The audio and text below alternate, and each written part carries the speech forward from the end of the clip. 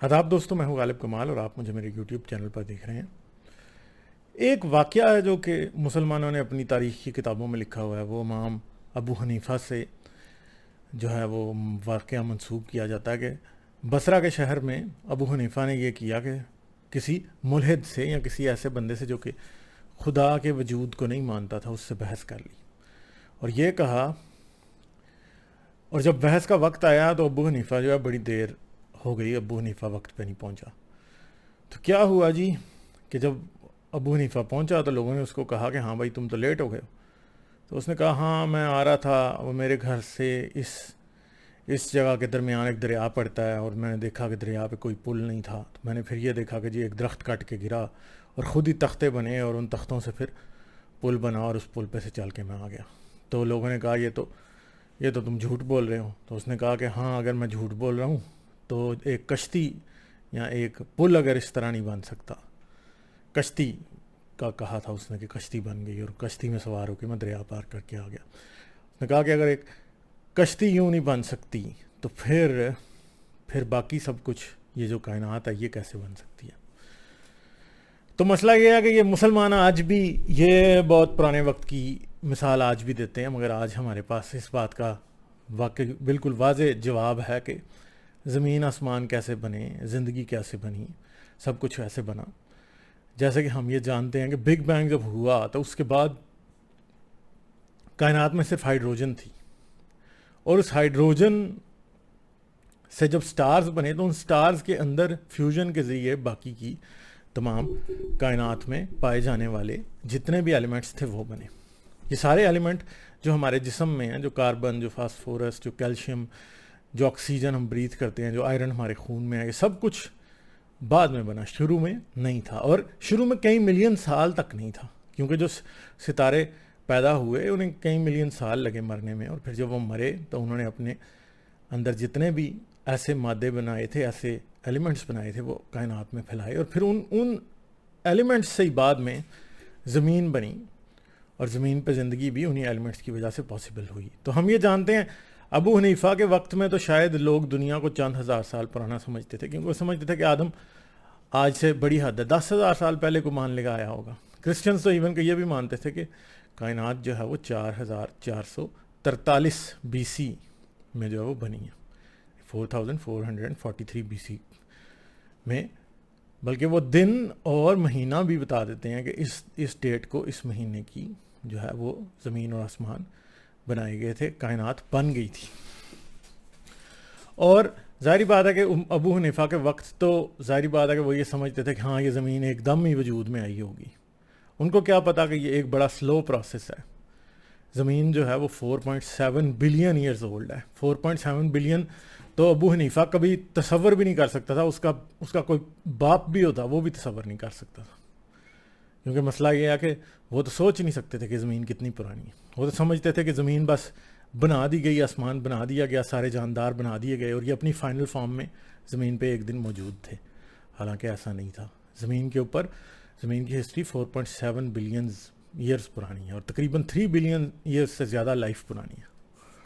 تو زندگی جو ہے وہ زمین پہ اتنی پرانی ہے، اور زندگی جو ہے وہ ایوالو کرتی آئی، پہلے سمپل لائف فارمز تھے، پھر وہ مزید کمپلیکس ہوئے۔ ایک جانداروں کے درمیان جو ایک ایوولوشنری آرمز ریس ہے، اس کی وجہ سے کیا ہوتا ہے کہ ایوولوشن جو ہے وہ مزید کمپلیکس سے کمپلیکس چیزیں بناتی جاتی ہے، اور آج جتنے بھی جاندار آپ زمین پہ دیکھتے ہیں، یقیناً آج سے 1 ارب سال بعد، یعنی 1 بلین ایئرز بعد کیا ہوگا کہ اس سے زیادہ کمپلیکسٹی آپ کو زمین پہ نظر آ سکتی ہے۔ ٹھیک ہے، تو یہ چیز جو ہے یہ چیز جو ہے، یہ ایوولوشن جو ہے وہ مسنگ پیس تھا، جو کہ کبھی بھی دنیا میں کسی کو پتہ نہیں تھا۔ اور مسئلہ یہ ہے کہ آج ہمیں یہ پتہ ہے، اور آج ہم یہ جانتے ہیں کہ ابو حنیفہ کی جو کشتی والی مثال ہے یہ بالکل بھی درست نہیں ہے۔ یہ کیا ہے؟ یہ ایک فالز ڈائیکاٹمی ہے۔ مطلب کیا فالز ڈائیکاٹمی کیا ہوتی ہے کہ آپ ایک بات، اگر آپ کی بات اگر سچ نہیں ہے تو پھر میری بات کو سچ مان لو۔ فالز ڈائیکاٹمی کیا ہوتی ہے کہ اگر آپ کی بات سچ نہیں ہے تو میری بات کو سچ مان لو۔ تو فالز ڈائیکاٹمی اس میں کیا ہے؟ وہ یہ ہے کہ جی کیونکہ تم کہہ رہے ہو کہ اس کائنات کو کسی نے نہیں بنایا، تو اگر ایک کشتی خود بخود نہیں بن سکتی تو پھر کائنات بھی خود بخود نہیں بن سکتی. اس لیے میری بات مان لو کہ یہ کائنات بھی کسی نے بنائی ہے, اگر کشتی کسی نے بنائی ہے تو یہ بات جو ہے, مسئلہ یہ ہے کشتی جو ہے ایک ان نیچرل چیز ہے. نیچر کے اندر درخت بننا یا ایک نئے جاندار کا ایوالو ہونا, اس کے لیے حقیقتاً پہاڑوں کا زمین میں سے ابھر کے سامنے آ جانا, دریاؤں کا بن جانا, سونامی آ جانا, سمندر میں طوفان آ جانا, یہ سب چیزیں جو ہیں وہ 100% پاسبل ہیں اور ہر وقت یہ زمین کے اوپر ہوتی رہتی ہیں. اس میں کسی خدائی ہاتھ, کوئی فرشتے نہیں کھڑے ہوتے ادھر بیٹھ کے پھوکے مار رہے ہیں جن سے ہوا چل رہی ہے, یا فرشتے ہیں جو کہ سورج کو نکال رہے ہیں اور سورج کو غروب کروا رہے ہیں. ایسا کچھ نہیں ہے. سب چیزیں نیچرل پروسیس کے مطابق, فزکس کے لاز کے مطابق ہوتی رہتی ہیں اور ہوتی چلی جاتی ہیں, اور ان کو کسی بھی وقت کسی ایسی فورس کی ضرورت نہیں ہوتی جو کہ لوگ سمجھتے ہیں کہ اس کی ضرورت ہونی چاہیے. تو سمپل سی بات ہے کہ ادھر کیونکہ ابو حنیفہ کے پاس بھی اگر دیکھا جائے تو اس بات کا جواب نہیں تھا. اگر اس سے پوچھا جائے کہ خدا کو کس نے بنایا تو اس کا جواب اس کے پاس نہیں ہوگا. ٹھیک ہے, تو پھر اس کا مطلب ہے کہ ہمیں خدا کا بھی کوئی خالق مان لینا چاہیے اگر زمین اور آسمان کا مان رہے ہیں تو. ایک بات تو صحیح ہے, آج کے وقت, آج کی سائنس میں, آج کی دنیا میں خدا جو ہے وہ صرف اور صرف بگ بینگ تک محدود ہو گیا, یا زندگی کا جو پہلا جرثومہ ہے یا پہلا مائکرو آرگنزم ہے وہ کہاں سے آیا تھا وہاں تک محدود ہو گیا, کیونکہ اس کے بعد سے آپ کو ہر چیز کا ایویڈنس ملتا ہے. یہ جو پہاڑ آپ زمین پہ دیکھتے ہیں آج, یہ آج سے چند ملین سال پہلے زمین پہ موجود نہیں تھے. کوراکرمز کو اگر آپ دیکھیں 100 ملین سال پیچھے چلے جائیں تو بھائی یہ تو تھے ہی نہیں. کانٹیننٹس جو آپ کو نظر آتے ہیں وہ بھی نہیں تھے, درختوں کے جو اسپیشیز آپ کو نظر آتے ہیں وہ نہیں تھے, انسان نہیں تھا, انسان کے ساتھ رہنے والے بہت سارے جتنے بھی جاندار تھے وہ نہیں تھے. مختلف جاندار تھے, مختلف پہاڑ تھے, مختلف درخت تھے. سب کچھ چینج ہو رہا ہے زمین کے اوپر, اور چینج جو ہوتی ہے نا, چینج جو کہ ایوولوشنری چینج ہوتی ہے, یا جو یونیورس کی ایوولوشن میں چینج ہے, یا ارتھ کی سرفیس میں جو ایوالو ہو رہی ہے, اس چینج کو کسی گائیڈ کرنے والے ہاتھ کی ضرورت نہیں ہوتی.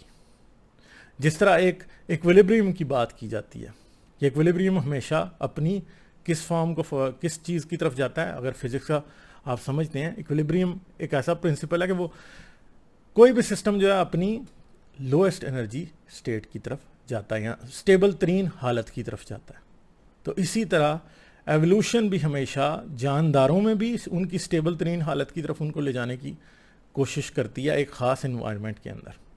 اور اسی طرح باقی چیزیں بھی جتنی بھی ہیں, پہاڑ جو ہیں ہر چیز ایک ایکویلیبریم کی اسٹیٹ میں رہنا چاہتی ہے. پہاڑ جو ہیں وہ بھی ٹیکٹونک فورسز, دو ٹکراتی پلیٹس کے درمیان جس جگہ پہ ان کا ایک انرجی کا بیلنس ہوتا ہے, وہاں تک پہاڑ اوپر جاتا ہے.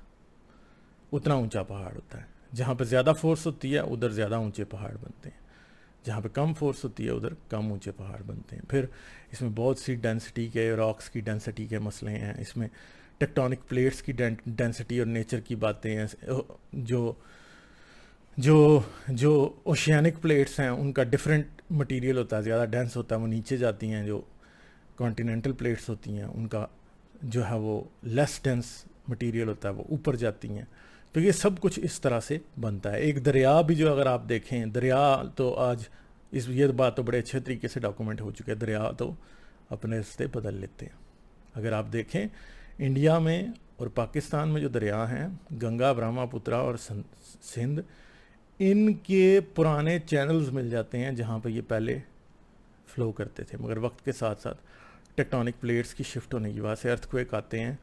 جتنے بھی ہمارے جو فالٹ زونز ہیں اور فالٹس ہیں, جب ان کے الانگ موومنٹ ہوتی ہے تو کیا ہوتا ہے کہ دریاؤں کو بھی اپنے رستے بدلنے پڑتے ہیں, اور دریا اپنے رستے بدل لیتے ہیں. تو ایون کہ کہا جاتا ہے گنگا اور برہما پترا جو دونوں دریا ہیں وہ تو ایک پینڈولم کی طرح انڈو پاک سب کانٹیننٹ کے اندر موو کرتے رہے ہیں. وقت کے ساتھ ساتھ دریا ایسٹ سے ویسٹ اور ویسٹ سے ایسٹ کی طرف over the course of millions of years change کرتے کرتے اپنا پاتھ کر دیتے ہیں. اور اس کی وجہ سے کیا ہوتا ہے ان دا اینڈ, اب ظاہری بات ہے جب دریا اپنے رستے بدل لیتے ہیں تو پھر کیا ہوتا ہے, پھر کئی اسپیشیز ایکسٹنکٹ ہو جاتے ہیں, کئی گراس لینڈز جو ہیں وہ صحرا بن جاتے ہیں, کئی صحرا جو ہیں وہ گراس لینڈز اور ڈینس فارسٹ بن جاتے ہیں. ٹھیک ہے, تو یہ سب کچھ ہوتا آیا ہے, اور یہ جیولوجی ایک ایسی سائنس ہے کہ جس نے سب کچھ ہمیں بتایا، اور جیولوجی جو ایوولوشن کی بہت بڑی گواہی دیتی ہے. فاسلز آپ کو ملتے ہیں، ہر چیز آپ کو ملتی ہے، آپ کے پاس پورا ڈاکومنٹ ہے. آج پورے کا پورا ثبوت ہے کہ پہلے یہ جاندار تھے، پھر ایوالو ہو کے یہ بن گئے، پھر اس سے ایوالو ہو کے یہ بن گئے، پھر اس سے ایوالو ہو کے یہ بن گئے، آخر کار انسان بنا، اور آخر کار ہومنڈ اسپیشیز بنے اور ان میں سے انسان بنا. تو ایوولوشن جو ہے وہ بیسیکلی یہ جو ابو حنیفہ کی ایک فضول سی منطق ہے، اس کا بڑا اچھا جواب دیتی ہے. مگر مسئلہ یہ ہے کہ ایوولوشن آپ کو ایک 10 منٹ کی ویڈیو میں ہی سمجھائی جا سکتی ہے. ایوولوشن کے لیے آپ کو کچھ نہ کچھ پڑھنا پڑے گا، کچھ سمجھنا پڑے گا، دیکھنا پڑے گا، پھر آپ کو سمجھ آئے گا کہ ایوولوشن کیا ہے. تو اس لیے میرا آپ لوگوں کو یہی مشورہ ہے کہ کبھی کوئی ایک کتاب ایوولوشن پہ پڑھ کے دیکھیں. رچرڈ ڈاکنز نے بہت اچھا لکھا ہے، اور بہت سے لوگ ہیں انہوں نے بہت اچھا لکھا ہے. پڑھنے کی کوشش کریں تاکہ آپ کو ایوولوشن کی سمجھ آئے. جب آپ کو ایوولوشن کی سمجھ آئے گی تب آپ کو پتہ لگے گا کہ اصل حقیقت یا سچائی ہے کیا ہے. تو چلیں، اپنا خیال رکھیے گا. آداب. میری ویڈیوز کو دیکھتے رہنے کے لیے چینل کو سبسکرائب کریں اور گھنٹی کا بٹن دبا کر آل نوٹیفیکیشنز پر کلک کر لیں تاکہ آپ سے فیوچر میں کوئی بھی نوٹیفیکیشن مس نہ ہونے پائے. اس کے ساتھ ساتھ مجھے اور میرے چینل کو سپورٹ کرنے کے لیے پیٹریون پر میرے چینل کے ممبر بنیں. اس ویڈیو کو لازماً لائک کریں اور کمنٹ میں اپنی رائے کا اظہار ضرور کریں تاکہ آپ کا فیڈ بیک مجھ تک پہنچ سکے.